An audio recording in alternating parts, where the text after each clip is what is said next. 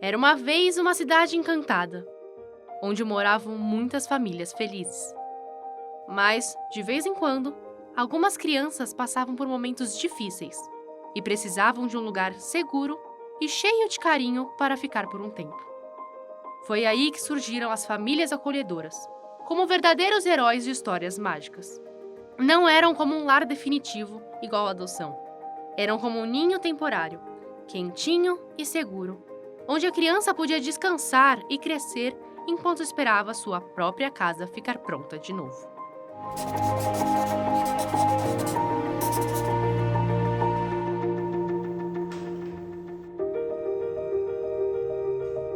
E um dia, numa homilia do padre na Igreja Católica, ele falou que é muito fácil a gente cuidar de pessoas que são do nosso sangue, do nosso convívio. Difícil mesmo é você buscar alguém de fora, cuidar de alguém que não seja sua obrigação, né? E isso acabou mexendo um pouco comigo. E um dia no cabeleireiro, conversando sobre a vontade de ter mais filhos, que eu já tenho 2, uma pessoa me contou sobre o projeto Família Acolhedora. E foi aí que eu fui buscar e entender melhor como que funcionava esse projeto e como que eu poderia fazer parte.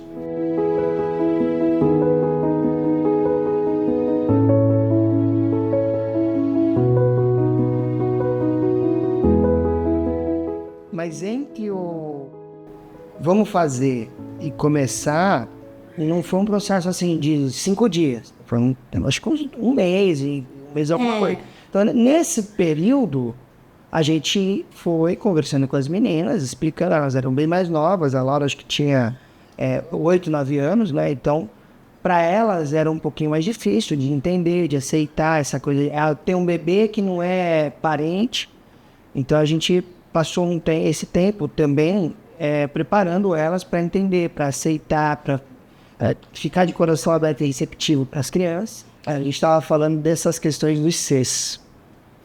Que as pessoas questionam, né? Ah, mas e se acontecer isso? E se acontecer aquilo? E se a criança sofrer um acidente? Se essa criança morre com vocês, como que é? Então as pessoas têm medo de acolher por conta disso, né? Se acontecer alguma coisa com a criança, meu Deus, não é meu filho, morreu, e agora? Assim, eu acho que eu sou a pessoa da família que sofre mais, porque eu que cuido mais diretamente, como eu falei pra vocês, eu sou mais o lado maternal, então é como se tivesse nascido de mim mesmo, então eu defendo com unhas e dentes. Então, assim, é bem difícil, assim. Toda vez que eu pegava a criança, colocava no carro, eu já saía chorando e chegava chorando e chorava muito. Só que o que você planta no coração dessa criança, o que vai germinar no futuro, é muito mais do que esse meu egoísmo de falar, putz, eu vou sofrer 1, 2 meses, entendeu? Então, isso que me motivava a ficar mais com as crianças, a pegar mais uma criança.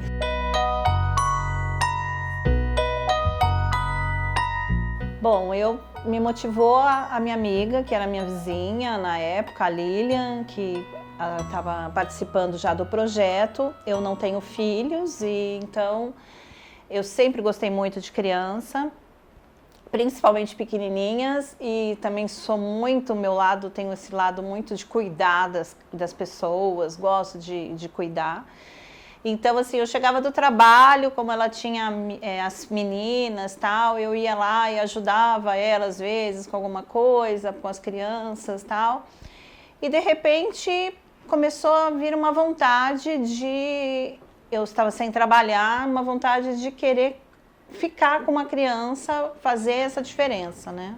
Eu recebi o Davi com 17 dias e foi passando o tempo, e eu ficando com o Davi, levando ele nas visitas, porque o caso dele é o seguinte, a mãe dele é usuária de drogas, vive na rua, ela já teve vários filhos, e todos os filhos, a irmã dela pega a guarda. Então a irmã dela estava dentro lá do processo, querendo a guarda também do Davi. E como eu não tinha filhos, mas eu sempre tive muito dom, assim, de cuidar de crianças. Eu não fiquei com medo, nada disso, daquelas coisas, aqueles traumas, pode acontecer isso, pode acontecer aquilo. Não, eu fui mesmo de coração aberto, sabe? e uma doação por inteiro.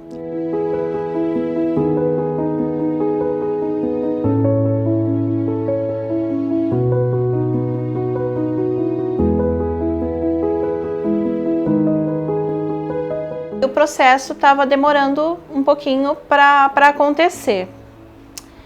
E nisso eu me apegando muito à criança e ainda mais por conta de saber disso, né? Porque quando a gente recebe, assim, entra nessas histórias, recebe essa criança, eu acho que você quer sempre o melhor para ela. E assim, eu não sei se eu estava certa ou errada, mas eu preferia que ele fosse adotado. Enfim, apesar que algumas pessoas conversavam comigo e falavam, mas sempre é melhor ficar com a família. Não sei se era melhor no caso. Era o meu coração, era o que o meu coração dizia.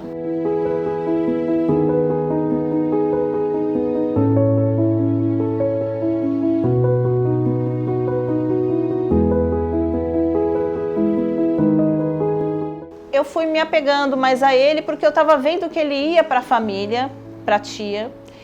E aí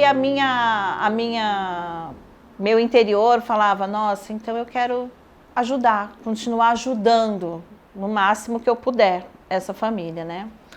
Aí ele teve um processo que ele teve uma alergia do leite que ele estava tomando e precisava tomar um outro tipo de leite que era muito caro e a tia morava em São Vicente. Ela mora lá em São Vicente numa comunidade, lá numa favela. E a prefeitura de São Vicente não estava com facilidade para conseguir esse leite, só de Santos.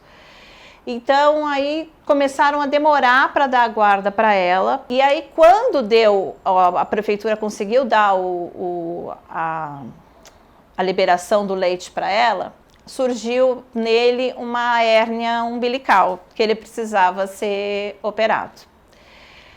E aí ela pegou e falou para mim assim, olha, eu posso deixar, eu acho que eu quero deixar você com ele mais tempo, porque você mora aqui, você está perto do hospital, ele vai precisar ser operado, ele vai precisar voltar ao hospital, você tem mais recursos. Nisso eu comecei a sentir um vínculo maior entre nós, né? E aí o que aconteceu? Ela recebeu a guarda dele e deixou ele comigo. Para ele ser operado e falou, aí depois que ele fosse operado e estivesse bem tudo, ele iria embora. Eu fiz uma festa de aniversário para ele, convidei todos eles, os irmãos, a tia, todos vieram, tudo. E aí ela pegou e falou assim que ela deixaria o Davi comigo, mas ela não me daria a guarda. Ela deixaria eu criar o Davi, mas sem a guarda sendo dela. E aí um dia ela pegou de novo e falou assim, olha, preciso levar ele para por causa que a assistente social vai lá, tal, e tal. Eu falei, tudo bem. Mas daqui uma semana eu te trago. Tá bom. E aí depois disso ela não me atendia mais. E aí eu comecei a entrar na real que, tipo assim, eu tinha que largar de mão, né? O juiz fez a escolha, deu para ela a guarda. Infelizmente, eu tinha que largar de mão. E aí ela entrou em contato comigo e falou assim, os meus filhos não querem que ele fique aí, eles querem que ele fique aqui com a gente, com a família, tal, não sei o quê. E nisso ela tinha me deixado de madrinha, eu tinha batizado ele, então eu já era madrinha dele, tá? Aí eu peguei e falei assim, os seus filhos não querem? Ela falou assim, não. Eu falei, então tá bom. Porque eu acho que se você tem uma despedida, você vai chorar naquele dia, você, né, vai ficar mal, não sei o quê. Agora, ela não me atendia.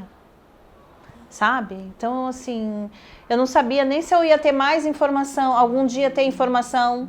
Eu não sabia se as coisas todas que ficaram dele, se ele ia ter acesso.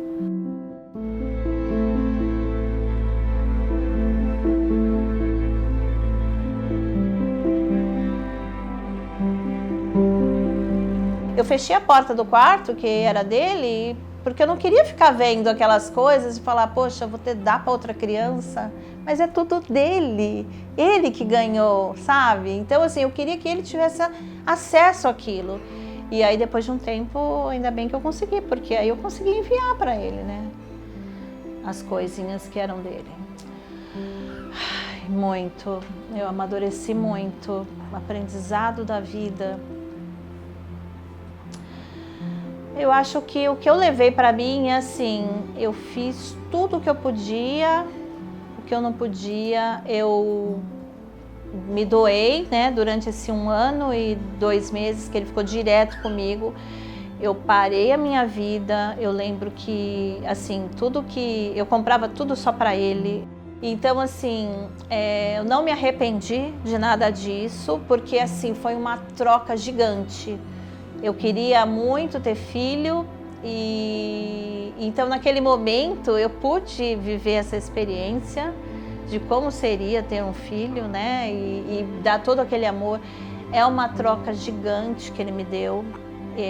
Eu dei para ele e ele me deu muito. Então, assim, a experiência que eu tive foi, assim, incrível, assim, para o resto da vida. A gratificação que você recebe, qual é a recompensa que você recebe por se doar, por acolher? Sim. Ela não é perceptível no momento. Não. Ela vem depois. Sim. E uma criança de Você 15... sente aquela felicidade quando você vê que aquela criança foi encaminhada para um lar amoroso. Isso traz pra gente uma sensação de completude. Pô, fiz uma diferença na vida de alguém. Então pensa assim, poxa, Lilian, mas você só acolheu 5. Mas 5 que eu fiz a diferença na vida deles e eles fizeram diferença na minha vida e na vida da minha família. Então imagina, se cada família acolher 5, quantas crianças não serão acolhidas ao longo de, sei lá, 10 anos? E o mais bonito dessa história é que cada abraço, cada risada e cada cuidado deixavam marcas de amor que duravam para sempre no coração das crianças.